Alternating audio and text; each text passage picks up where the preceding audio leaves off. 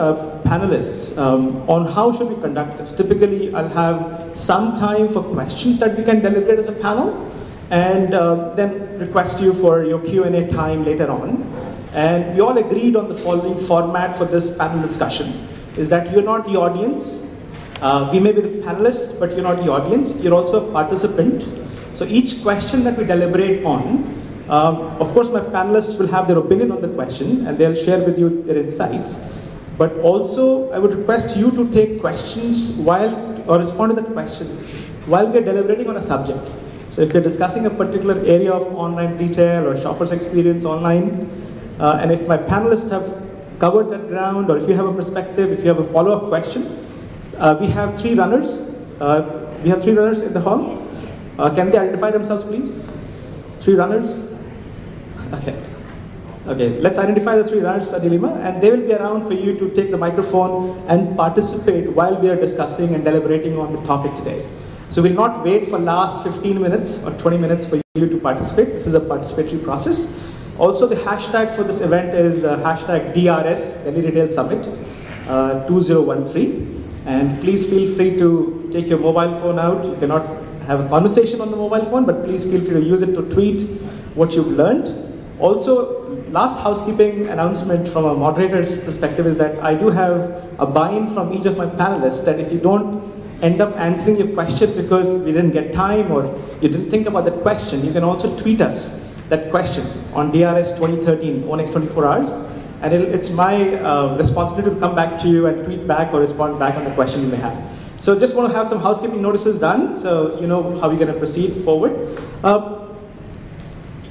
How has online changed our lives as a consumer, as a shopper, on the other side as a business person, is for all of us to see. I don't want to go through any specific qualitative arguments there, but I just want to set the context and then open up some questions to the floor and my panel here. If you look at the last report, the challenge with online in India is it's growing so fast that anytime you have a number and you don't go back and refresh that number, it gets outdated.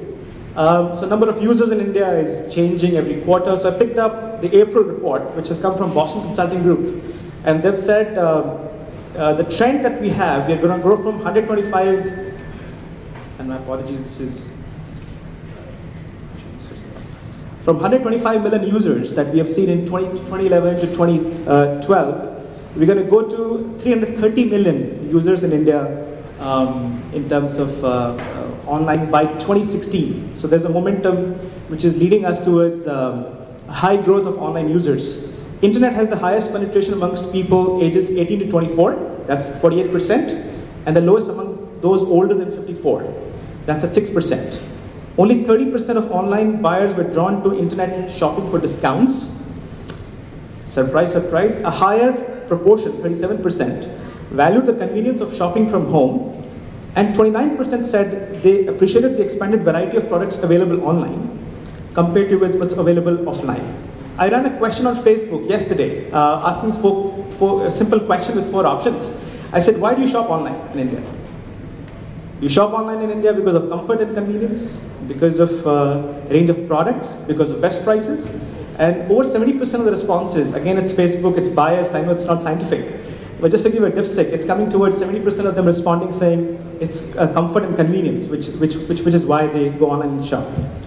Mobile internet. Last year we crossed 100 million users in India accessing internet, and a big chunk of that is coming through mobile. In fact, more people in India right now access internet through mobile internet, which includes dongles and USB devices, than they do through landline-based broadband connections. 89% email, followed by 71% for social networking, and 25 million people transacted online in 2012. That's Rajan Anandan's data from Google. 70% of buyers' cars searched online before buying them. And in our report that happened last year, 78% of mobile users want to hear from brands. So unlike what you may think, users in India want to connect with you, hear from you, shoppers want to get your updates, want to hear you, listen to you. Having said that, let's start with the first question. The internet has and will continue to have a substantial influence on consumer store choice and purchase decisions. But is this phenomena all pervasive? across all categories.